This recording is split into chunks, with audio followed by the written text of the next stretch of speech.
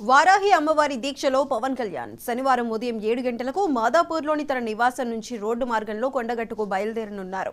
గతంలో 3 సార్లు కొండగట్టు అంజన్న క్షేత్రాన్ని పవన్ సందర్శించారు. జనసేన పార్టీ ఆవిర్భావం సైతం కొండగట్టు అంజన్న క్షేత్రంలోనే జరిగింది.